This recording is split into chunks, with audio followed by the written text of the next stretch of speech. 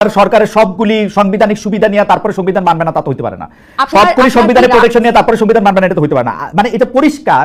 আমি কি দেখতে পাচ্ছি সেটা আমি একে বলি, এবার আপনি আপনার মন্তব্য দেন। আমি দেখতে পাচ্ছি যে জুলাই সনদটা কোনোভাবেই এনসিপির পছন্দ হবে না, কারণ এনসিপি যা লিখে দিবে সেটা যদি পুরোটা দেওয়া হয় তাহলে আবার বিএনপি পছন্দ করবে না। তখন বলা হবে যে জুলাই সনদ আমাদের পছন্দ হয় নাই, সুতরাং এখানে এখন নির্বাচন হবে না, গণভোট দাও, জাতীয় পরিষদ নির্বাচন দাও, এই দাও সেই দাও, জাতীয় নির্বাচন ছাড়া বাকি সব কিছু কারণ যেহেতু নাহিদ ইসলাম প্রধানমন্ত্রী হবেন না, সেহেতু নাহিদ ইসলাম অন্য কাউকে প্রধানমন্ত্রী হতে দিবেন না। আপনি বলেন না এই গণভোট দাও, গণপরিষদ দাও, এই সেই দাও, বাক্যটা এরকম না। আপনি গণভোট সরাসরি, এই যে আপনি এত আপনি যদি সরাসরি জিজ্ঞেস করেন যে আপনারা প্রধানমন্ত্রীর মেয়াদ 2 বছর 2 বারের বেশি চান কিনা জীবনে, ওনারা যদি বলেন গণভোটে যদি বলে যে হ্যাঁ চাই, তাহলে এটা হবে। ওনারা যদি বলে যে জাতীয় সাংবিধানিক কাউন্সিলের মাধ্যমে প্রতিটা বিষয় গণভোট হবে, প্রতিটা বিষয় তো আলাদা করা আছে না, প্রতিটা বিষয় গণভোট হবে। এত আপনি শুনেন, এই এক ব্যক্তি কেন্দ্রিক, মানে একজন ব্যক্তিকে কেন্দ্র করে 3 বার সংবিধান সংশোধন হয়েছে। এত বড় একটা গণঅভ্যুত্থানের পরে কি আমরা সামান্য এই জিনিসটা করতে পারবো না? এটা আচ্ছা, এটা একটা বলেন তো, এক ব্যক্তিকে কেন্দ্র করে কোথায় 3 বার সংবিধান সংশোধন হয়েছে? 6ষ্ঠ সংশোধনী হয়েছে।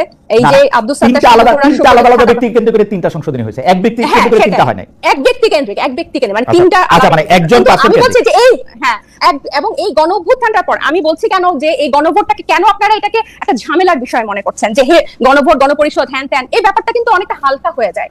এই ব্যাপারটাকে যখন আপনি হালকা করতে চাই না, মানে আমি দেখতে পাচ্ছি খুবই ভারী, গণভোট খুবই ভারী, কিন্তু আমার কথা হচ্ছে রাজনৈতিক দলগুলো যখন একমত হবেন না, রাজনৈতিক দলগুলো, আমার এনসিপির এটা পছন্দ হবে না, বিএনপির ওটা পছন্দ হবে না, জামাতের এটা পছন্দ হবে না, গণ অধিকারের এটা পছন্দ হবে না, তাহলে এই রাষ্ট্রের মালিকানা তো শুধু এই গুটি কয়েক রাজনৈতিক দল না, এই রাষ্ট্রের মালিকা তো জনগণ। এই আমি যখন গণ অভ্যুত্থানে অংশ নেই, আমি তো কোনো রাজনৈতিক দলের হয়ে অংশ নেই। যে সবজিওয়ালা মারা গেছে, রিয়া গোপের মা বাবা, আহাদের মা বাবা, এরা তো কোনো রাজনীতি করছে না। যে ভ্যান চালক, যে রংওয়ালা, কিন্তু সরকারের উপদেষ্টা হইছেন আপনারা আর ছাত্ররা, ভ্যানওয়ালা সবজিওয়ালারা তো নাই। কারণ এই ছাত্রদের গণ অভ্যুত্থানে, এবং শুনেন খালেদ ভাই, এই জিনিসটা হচ্ছে কথার পিঠে কথা বলার জন্য, গণ অভ্যুত্থানের নেতৃত্ব দানকারী ছাত্ররাই ওখানে উপদেষ্টা হিসেবে গেছে। এই আলোচনা, এই ডিবেট অনেক আগে শেষ। এবং আমরা যে সংবিধান, এই যে সিস্টেম পরিবর্তনের কথা বলছি বা গণতান্ত্রিক বলছি, ওই সবজিওয়ালা, ওই গার্মেন্টস এর মেয়ে যাতে একটা পথ সৃষ্টি হয়। আমি যে রাজনীতিতে আসবো, আমি একটা প্রিভিলেজ মনে করি নিজেকে, আমি একজন প্রিভিলেজ শহুরে মেয়ে হয়ে যে আমি রাজনীতিতে আসবো, এই পথ কিন্তু গত দশকগুলোতে আমি কখনো দেখি নাই, কিন্তু এখন এই পথটা সৃষ্টি করা লাগবে। আপনি আর একটু ভালো করে দেখতেও পারেন, তাহলে হয়তো আরো কিছু সিমিলারিটিস আপনি দেখবেন। আমরা আবার আসবো আপনার কাছে। আমি জনাব সাইদ আব্দুল্লাহ, আপনার কাছে বলতে চাই বা আপনার কাছে জানতে চাই যে আসলে যে জায়গায় আমরা ছিলাম সেই জায়গা থেকে আমি যদি আপনাকে বলি যে সিস্টেমের পরিবর্তন দিয়ে আপনি আসলে শুরু করেছিলেন, রাজনৈতিক দলগুলোর অবস্থান দিয়ে আপনি কথা বলেছিলেন, কিন্তু আমরা যে রাজনৈতিক দলকে এখন আসলে ক্ষমতার কাছাকাছি যাওয়ার জন্য, যেটি ডক্টর জাবিন বললেন যে 2 বার প্রধানমন্ত্রী থাকবেন কিনা পরপরের বেশি, 2 বার বা লাগাতার 1 বার 2 বার, নাকি পরপর 2 বার, নাকি 3 বার, এইটা নিয়ে যখন তারা কথা বলে তখন আমরা স্পষ্ট বুঝতে পারি যে তারা আর কোনোদিন কোনো সংস্কার করবে না। এবং সংস্কার যে করবে না এইটা বলে তারা যেন তেন রকমে একটা শুধু নির্বাচন চায়, এবং ক্ষমতায় যাওয়ার পরে তারা সেইটাই করবে যেটা তারা করতেছিল। আমি এই ব্যাপারটাকে একটু ব্যাখ্যা করি। 15 বছর পরে নির্বাচনের যাওয়া এবং কি কি বিষয় নিয়ে তারা কাজ করবে সেটা যদি আমি পিছনে ফিরি, তাহলে আমি আওয়ামী লীগের দুঃশাসন দেখতে পাই, কিন্তু বিএনপির কি চেঞ্জ আমরা দেখি, যে বিএনপি এখন দাবি করতেছে যে তারা সবচেয়ে সংখ্যাগরিষ্ঠ লোক, তাদেরই মানুষ ভোট দিবে, তাদেরকেই প্রধানমন্ত্রী বানাবে। কেন, কি করছে বিএনপি? ভাই, এটা দেখার জন্য তো ইলেকশন দরকার। আমার কথা, বিএনপিকে যদি মানুষ না পছন্দ করে ভোট দিয়ে নির্বাচিত করবে না? খুবই সিম্পল উত্তর। মানে এইটা তো আমি বা আপনি, আমরা কি এটা ঠিক করে দিতে পারি যে বিএনপিকে কে দেখতে পারলো না পারলো না? বিএনপি যদি অপকর্ম করে, বিএনপিকে যদি পছন্দ না করে, বিএনপি একটা ফেয়ার ইলেকশনে বিএনপি হেরে যাবে না। কিন্তু সাইদ আব্দুল্লাহ, আপনি ফেয়ার ইলেকশন বলতে কি বুঝেন? আপনি যদি নির্বাচনের এই কাঠামোগত সংস্কারটা আপনি না করেন, তাইলে আমার মতো লোক ধানের শীষের একটা মার্কা নিয়ে গিয়ে এবং বিএনপি অফিস থেকে কারি টাকা নিয়ে গিয়ে আমি ভোট কিনে চলে আসবো। তো আমি তো হুন্ডা এবং গুন্ডা দিয়ে ইলেকশন প্রভাবিত করবো, আমি তো ফেয়ার ইলেকশন পাবো না। ব্যাপারটা হলো কি খালেদ ভাই, বিগত আমার মনে হয় যে অনেকগুলা টার্ম আমরা শুধুমাত্র ওই আমি ডামির ভোট, নৈশ ভোট সবকিছু দেখে আমাদের কাছে মনেই হচ্ছে যে সামনেও এটাই হবে। তো তাহলে আমি বলতে চাই, এই মুহূর্তে দাঁড়িয়ে গণ অভ্যুত্থানের প্রায় 10 মাস শেষ হয়ে গেল। ডক্টর মোহাম্মদ ইউনূস অন্তত পক্ষে, তার তো শুধু ইলেকশন কমিশন না, তার তো পুলিশ বলেন, সাচিবিক জায়গা বলেন, এই জায়গাগুলো তো সংস্কারের একটা ম্যান্ডেট তার আছেন। তাহলে কি সংস্কার হইলো যে আবার ওই শেষটাতে ভোট চুরি করার মতো পদ্ধতিটা থাকলো? আইন শৃঙ্খলা বাহিনীর কি সংস্কার হইলো না? তো সংস্কার হয় নাই। তো সবগুলি জায়গায় বিএনপির লোক বসে আছে, সংস্কার কেমনে হবে? যেখানে বিএনপির লোক নাই সেখানে জামাতের লোক আছে, অল্প কিছু এনসিপির লোক আছে, এই তো। প্রপোর্শনাল। আমার কথা যেটা, আমি ওই আলাপে যাওয়ার আগে সবচেয়ে আগে একটা পয়েন্ট খুবই ক্লিয়ারলি বলতে চাই। খালেদ ভাই, আপনি যখন বললেন যে প্রত্যেকটা জায়গায় বিএনপির লোকই বসে আছে, আমি একেবারে থিওরিটিক্যাল ভাবে যদি চলে যাই, এই আলোচনাটা আমার কাছে মনে হয় যে একটু প্রবলেমেটিক এই কারণে, ডক্টর মোহাম্মদ ইউনূস যখন ক্ষমতায় এসে বসেন উনি খুব ক্লিয়ারলি বলেছিলেন যে তার নিয়োগকর্তা হলো ছাত্ররা। এবং অনেক জায়গায়, কেন এই সরকারের ভেতরে আপনি যে বললেন সব জায়গায় বিএনপির লোক বসে আছে, ছাত্র প্রতিনিধি 2 জন বসে আছে না এখনো সরকারের ভেতরে? অনেক জায়গায় নিয়োগের বিভিন্ন জায়গায় যে ধরনের কথা বলছেন, এবং আমি প্র্যাকটিক্যালিটি যদি আরেকটা জায়গায় চিন্তা করি যে বাংলাদেশে এই মুহূর্তে সবকিছু বিএনপি কন্ট্রোল করছে, যখন আপনি এই জায়গাটা ধরে নিবেন তাহলে তো বলে আমি উদাহরণ দেই, সাইদ আব্দুল্লাহ আপনাকে আমি উদাহরণ দেই। অনেক ক্ষেত্রে ডক্টর ইউনূস তার অসহায়ত্বর কথা প্রকাশ্যে বলেছেন, ইঙ্গিতে বলেছেন, আমি প্রকাশ্যে বলি। এই সরকার ক্ষমতা আসার একদিনের মাথায় বেগম জিয়ার, হ্যাঁ এটা অন্যায় মামলা, রায় হয়েছে। 2 নাম্বার ক্ষেত্রে তারেক রহমান সাহেবের বিরুদ্ধে যতগুলি মামলা হয়েছিল সবগুলি মামলা ইন অ্যাবসেন্সিয়া খালাস হয়েছে, কিন্তু ইন অ্যাবসেন্সিয়া তার পক্ষে তিনি রায় পেয়েছেন। তিনি এখনো বিদেশে বসে আছেন, তিনি ইন অ্যাবসেন্সিয়া রায় পেয়েছেন আগের রায়ের প্রতি অনাস্থা, আগের আদালতের প্রতি অনাস্থা প্রকাশ করে। এটা মানে খুব কমন ঘটনা না, কিন্তু আপনি আইনের ছাত্র, আপনি জানেন। ওনার তো এই আদালতে আইসা বলতে হবে যে আমি এখন হাজির হয়েছি, আমি এখন আপনার উপর আস্থা আনতেছি। উনি আস্থা ছাড়াই কিন্তু উনি সব বিষয়ে উনার পক্ষে রায় পাইছেন। প্রতিটা জায়গায় আপনি নির্বাচন কমিশনের কথা যদি আপনি বলেন, নির্বাচন কমিশনের মধ্যে আপনি ইশাক সাহেবের ঘটনা নিয়ে আপনি একটা আনহোলি হেস্ট দেখতে পান নাই? যে আপনার কাছে মনে হয় না যে নির্বাচন কমিশন, জি আপনি বলেন। আপনি যখন এই পয়েন্টগুলো তুলছেন তাহলে তো আরেকটা পয়েন্ট তো আপনি বিএনপির মামলাগুলো শেষ হয়ে যাচ্ছে। ইউনূস সাহেবটাও দেখতে পাচ্ছি, ইউনূস সাহেবটাও দেখতে পাচ্ছি, ডক্টর মোহাম্মদ ইউনূস হ্যাঁ ইউনূস সাহেবটাও দেখতে পাচ্ছি, হ্যাঁ ইউনূস সাহেবটাও দেখতে পাচ্ছি। সেটা এক ধরনের ট্রেডিং হচ্ছে, সেটা এক ধরনের ট্রেডিং হচ্ছে ইউনূস সাহেবের সাথে বিএনপির, ইউনূস সাহেবের সাথে বিএনপির ট্রেডিং হচ্ছে এটা। আমি আর আপনি তো দেখি না, এটা আপনি দেখেছেন? আমি তো দেখতে পাচ্ছি যে এর বেনিফিশিয়ারি, আমি তো বেনিফিশিয়ারি দিকে দেখবো। আমি তো দেখতে পাচ্ছি যে এই সরকার ক্ষমতায় থাকার বেনিফিশিয়ারি হচ্ছে ইউনূস সাহেব এবং বিএনপি, আর অন্য কেউ বেনিফিশিয়ারি নাই, অল্প বেনিফিশিয়ারি। এনসিপি কম, ওই যে 2 জন উপদেষ্টা আছে ফ্ল্যাগ লাগায় ঘুরে বেড়াচ্ছে।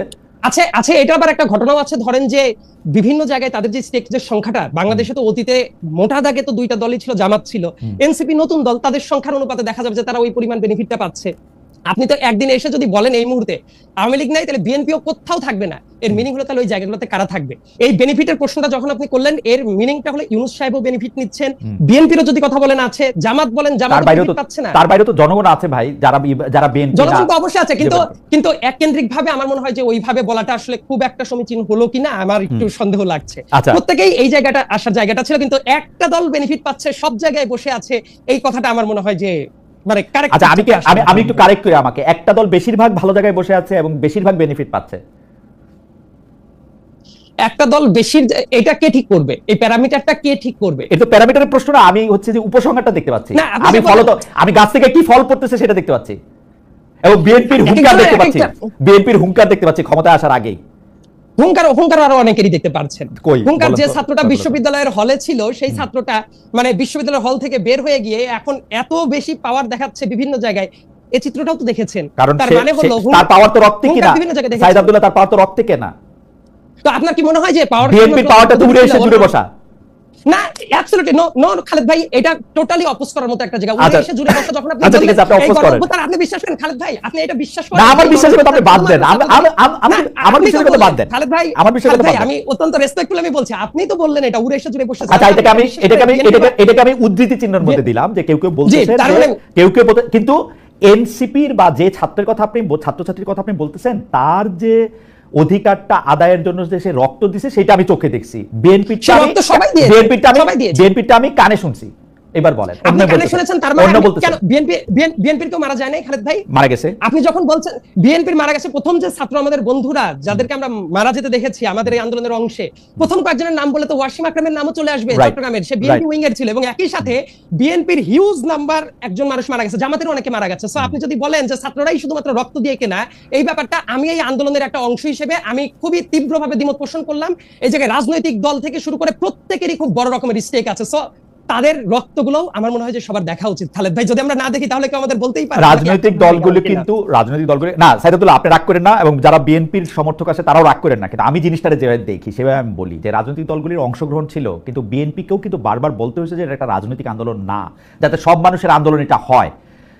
তো এই সব মানুষের আন্দোলনটাকে কারা নেতৃত্ব দিচ্ছে? ছাত্র জনতারাই নেতৃত্ব দিচ্ছে। এটা ছাত্ররা নেতৃত্ব ছিল, ছাত্রদের সামনে থেকে উৎসাহী হয়ে আরো অনেকে আসছে, আমরাও এটার মধ্যে, আপনি অনেক প্রত্যক্ষভাবে অংশগ্রহণ করেছেন, আমরাও একটু দূরবর্তীভাবে অংশগ্রহণ করছি, কিন্তু উদ্দেশ্যটা ছিল সিস্টেমটা পাল্টানো, যেটা আপনি এটার মধ্যে শুরু করছিলেন। এখন আপনি শুধু আপনার একটা প্রেফারেন্সের জন্য ওই সিস্টেমটার কাছেই আবার মানে আটকে থাকতেছেন কিনা না আমি সেইটা আমি সেইটা আমি সেইটা পুরোপুরি সেইটা কখনোই বলছি না সেইটাও ভাই, আপনি আমি কিন্তু বিবেচনা করেন। কখনোই বলি নাই এক্স্যাক্টলি অ্যাজ ইট ইজ সিস্টেমটা থাকবে, এটা আমি কখনোই মনে করি না। অনেক জায়গায় চেঞ্জ আসার দরকারটা আছে, কিন্তু বর্তমানের সংকটটা কোথায় চলে গেছে খালেদ ভাই, প্রথম কথা আমি কিন্তু ব্যক্তিগতভাবে যেটা মনে করি, এই আন্দোলনটা গণ অভ্যুত্থানটা এটা সবার মানে সবার, এমনকি আপনাদের মতো যারা জার্নালিস্ট আছেন তারাও কি পরিমাণ ত্যাগ স্বীকার করেছেন না। একই সাথে আমি আরেকটা জিনিস বিশ্বাস করি, না, না। এই জায়গাটা এসে যাতে এটা ডেড ব্লকে না পরিণত হয়, যে এই যে অনেকেই যে বলে এই সংকটটা আপনি যে আলোচনাটা টানছেন এটা প্রেমিসটা কি, এটার জায়গাটা হলো যে সংস্কার নাকি নির্বাচন। খালেদ ভাই, আমি যদি একটা কাউন্টার প্রশ্ন করি, আপনি কি কখনো মনে করেন যে সংস্কারের কোনো নির্দিষ্ট সীমা আছে যে ওই পয়েন্টে যাওয়ার পরে সব সংস্কার শেষ হয়ে যাবে, তারপর দেশটা জান্নাতুল ফেরদৌস চলে যাবে? সাইদ আব্দুল্লাহ, আমি কিন্তু সংস্কার না নির্বাচন এই মুখোমুখি অবস্থানের মধ্যে আমি এটাকে কখনো নিতে চাই না। আমি আপনাকে সরল একটা প্রশ্ন করছি, সেটা হচ্ছে যে আপনি সিস্টেমটার পরিবর্তনটার ব্যাপারে যেভাবে কাঙ্ক্ষিত হচ্ছে না, এবং এটার মধ্যে থেকে আমি শুধু আপনাকে ভাইবা দেখতে বলতেছি। আপনি বলতেছেন এই আন্দোলন সবার, এই সবার মধ্যে কি আপনি এনসিপিতে বাদ দিতেছেন, বৈষম্য বিরোধী ছাত্র আন্দোলনে বাদ দিতেছেন? তো বাদ না দেন, তাদের রাখেন, তাদের রাখেন। হ্যাঁ, তাদের যখন আপনি রাখবেন, তাদের যখন রাখবেন তখন তাদের কথাটা শোনার জায়গাটাও তো আপনার রাখতে হবে। না অবশ্যই সবাই তো মতামত দিবে, আমি যেটা তাদেরকে তো আপনি বিলিভ করি, হ্যাঁ অবশ্যই সবার মতামতটা থাকা উচিত, এবং সব মতামতের পর ভিত্তি করে আমরা বোধহয় একটা গ্রাউন্ডে চলে আসতে পারি। ইয়েস, সবাই সব পয়েন্টে একমত হবে না, আমি এখনো ততটা নৈরাশ্যবাদী না যে সবাই মোটামুটি কিছু পয়েন্টে একমত হবে, এটা আমি অবিশ্বাস করি।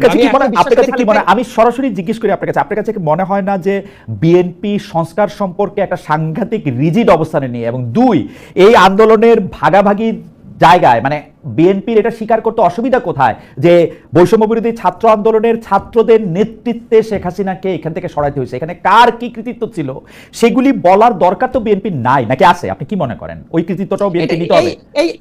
এই কৃতিত্ব আসলে আপনি কি শুধু বিএনপিকেই দেখছেন, আর কেউ সেই কৃতিত্ব দাবি করছে না বিভিন্ন জায়গায়? আমি আর কারো কথা ভাবতেছি না, আমি বিএনপি কেন এই কৃতিত্বটা নেয়ার ভাবার কথা ভাবতেছি, এটা আমি বিএনপি কখনোই বলেছে যে বিএনপি একক কৃতিত্ব নিচ্ছে, অথবা বিএনপি কখনো বলছে যে আমরাই লিড দিয়েছি? এই দুইটা বাক্য খালেদ ভাই কোথাও বলেছে বিএনপির কেন্দ্রীয় কাছাকাছি প্রায় কাছাকাছি কথা বলেছে? কিন্তু তারা বলেছেন যে বিএনপি না থাকলে নাকি এই আন্দোলন হইতোই না।